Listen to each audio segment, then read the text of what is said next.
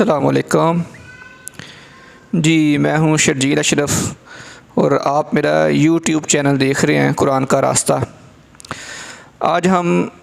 بڑی ہلا دینے والی حدیث مبارکہ لے کر آئیں گے حقوق العباد کے حوالے سے۔ حقوق اللہ تو اللہ تعالیٰ معاف کر سکتا ہے، اس چیز پہ قادر ہے کہ اگر کسی نے نماز میں کوتاہی کی ہے، کسی نے اللہ کے کسی حق میں کوتاہی کی ہے، تو اللہ تعالیٰ اس چیز پہ قادر ہے کہ اپنے بندوں پر رحم کرتے ہوئے ان کو معاف کر دے۔ لیکن جو بندوں کے حقوق ہیں وہ بندوں نے ہی معاف کرنے ہیں۔ اس حوالے سے صحیح مسلم کی ایک حدیث مبارکہ ہے جس کے راوی ہیں حضرت ابو ہریرہ رضی اللہ تعالیٰ عنہ۔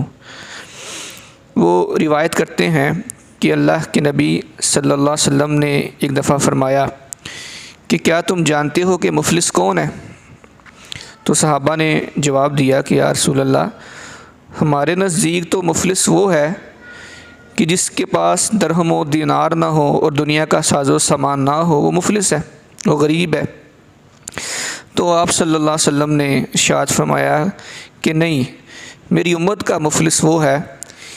کہ جو قیامت کے دن نماز، روزہ اور زکوٰۃ لے کر آئے گا، اور اس طرح آئے گا کہ اس نے دنیا میں کسی کو گالی دی ہوگی، کسی پر بہتان لگایا ہوگا، کسی کا مال کھایا ہوگا اور کسی کا ناحق خون بہایا ہوگا اور کسی کو مارا ہوگا، تو قیامت کے دن اس کی نیکیاں جو تھیں ان میں سے اس کو بھی دیا جائے گا۔ یعنی جو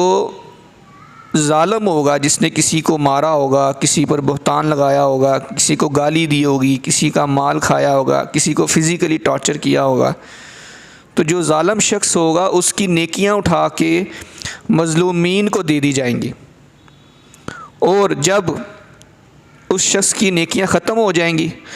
تو وہ جو مظلومین ہوں گے ان کے گناہ اٹھا کر اس کے سر پر لاد دیے جائیں گے۔ تو اس طرح دیکھیں، وہ جو ظالم شخص تھا جس نے یہ کام کیے، لیکن دنیا میں اس نے نمازیں بھی پڑھی ہوں گی، زکوٰۃ بھی دی ہوگی اور روزے بھی رکھے ہوں گے، لیکن اس نے یہ حقوق العباد کے معاملے میں خرابیاں کی ہوں گی، تو پھر کیا کیا جائے گا کہ اس کی جو نیکیاں اٹھا کے مظلومین کو دے دی جائیں گی، اور جب اس کی نیکیاں ختم ہو جائیں گی اور لوگوں کے حقوق ابھی باقی رہتے ہوں گے، تو پھر ان مظلومین کے گناہ اٹھا کر اس ظالم کے شخص پر، اس کے سر پہ لاد دیے جائیں گے، تو پھر اس کو جہنم میں پھینک دیا جائے گا۔ یہ صحیح مسلم کی حدیث مبارکہ ہے، اور یہ دل ہلا دینے والی حدیث ہے ان لوگوں کے حوالے سے کہ جو لوگوں پر زیادتیاں کرتے ہیں، ظلم کرتے ہیں، لوگوں پر بہتان لگاتے ہیں، کسی معصوم عورت پر زنا کا بہتان لگا دیا، یا کسی کو گالم گلوچ اس کے ساتھ کیا، کسی کو ماں بہن کی گالی دی، کسی کا مال کھا لیا، کسی کا وراثت کا مال کھا لیا، کسی کی زمین پہ قبضہ کر لیا، کسی یتیم کا مال کھا لیا، اسی طرح کسی کو ناحق قتل کر دیا، یا کسی کو فزیکلی بغیر اس کے کسی قصور کے اس کو فزیکلی ٹارچر کیا، تو یہ چیزیں جو ہیں یہ بندے کے حقوق بندے ہی معاف کریں گے، اللہ معاف نہیں کرے گا۔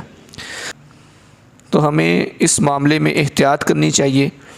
کہ ٹھیک ہے، ہم نمازیں پڑھیں، عمرے کریں، حج کریں، زکوٰۃ بھی دیں، بڑی اچھی باتیں ہیں، پسندیدہ باتیں ہیں، اور یہ عبادات ہیں اور یہ بنیادی عبادات ہیں اسلام کی، لیکن اگر نماز روزے کے ساتھ اگر آپ کسی پہ زیادتی کرتے ہیں، ظلم کرتے ہیں، لوگوں کا مال کھاتے ہیں، لوگوں پہ بہتان لگاتے ہیں ان کے پیٹھ پیچھے یا ان کے منہ پر، کسی کو فزیکلی ٹارچر کرتے ہیں، ظلم و زیادتی کرتے ہیں، تو پھر آپ کو سوچنا چاہیے کہ آپ کے نماز، روزہ اور یہ حج، عمرے اور زکوٰۃیں یہ کسی کام نہیں آئیں گے۔ اپنے معاملات کو ٹھیک کریں، جو بندوں کے ساتھ زیادتیاں کی ہیں